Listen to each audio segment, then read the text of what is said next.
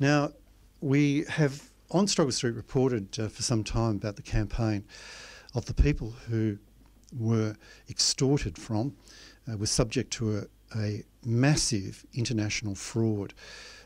These people were hard-working Australians who, particularly people in Wollongong, there was about 200 people in Wollongong who invested their superannuation savings in a fund called the Astara Fund. The Astara Fund was a subsidiary of a bigger fund which was called Trio Capital.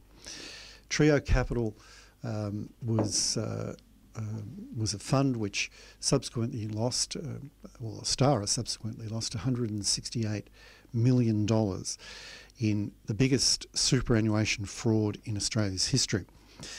We now know what happened, and we won't go through the whole story of how that international crime was perpetrated against the Australian superannuation system, except to say that a Hong Kong-based hedge fund called CGSL was the vehicle that was used to pump money out of the Australian superannuation system into the US stock market. And that money, through an arrangement called PIPES, was used to artificially inflate the share price of some American corporations. And through insider trading, massive profits were made by these criminals who, to this day, have still not been apprehended by the Australian financial authorities, namely ASIC.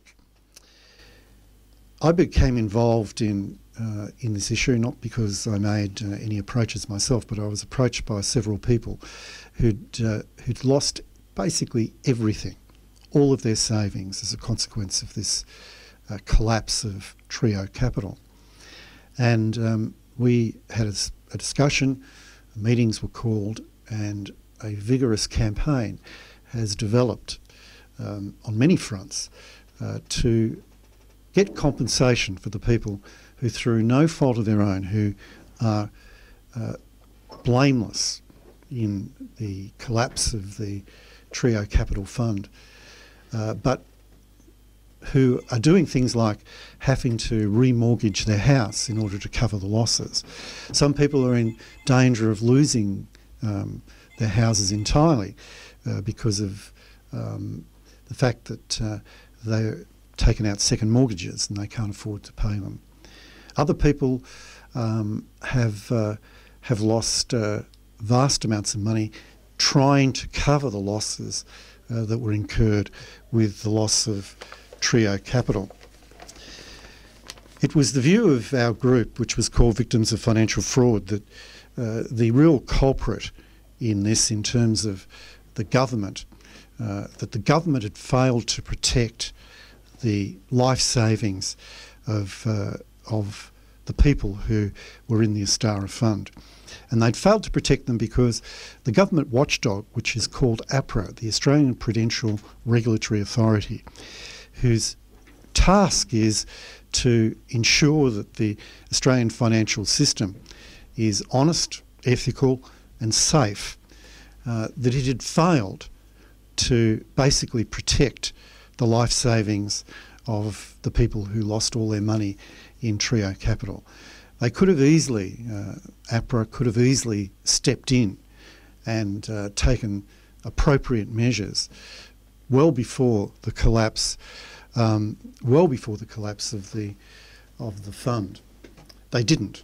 We now know that in 2008, APRA had come to the conclusion that the trustees of the Trio Capital Fund were, in the words of the present chairman of APRA, Jones, a bunch of incompetents. Now, a number of people in Wollongong put their money into the Astara Fund, which was controlled by Trio and the trustees of Trio, after APRA had come to that conclusion. APRA failed to notify anyone in the marketplace that they believed that the trustees of this fund were totally incompetent. As a consequence, $168 million was lost. And this isn't money that belongs to the big end of town. This is money which belongs to people like your neighbour, people like your workmate, the people who've worked extremely hard and saved the very things which the government wants people to do.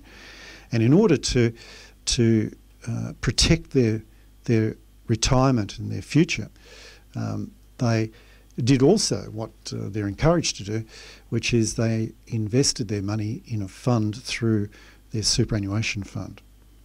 Because of a loophole in the Superannuation Industry Supervision Act, those people who were in what was called self-managed funds received no compensation for the trio collapse. Those people which were in industry funds did receive compensation. So we've got a financial collapse and we've got victims. But under the current legislation, some of those victims receive compensation and the other ones don't. Well, we're in VOF at the moment preparing a particularised claim to make against the Commonwealth, against the government. And it's called an act of grace application. An act of grace is simply where an application is made to the government that they compensate people who otherwise wouldn't be able to receive justice or due compensation.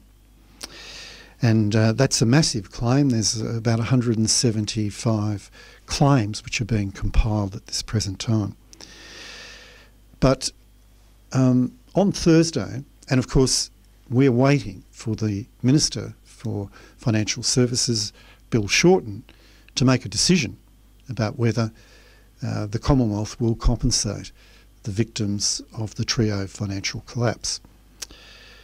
And of course, we weren't aware that while that was happening in Canberra, something else was happening in Canberra. The Treasury was actually doing a review of what happened. We didn't know that. We only found out on Thursday, 13th of September.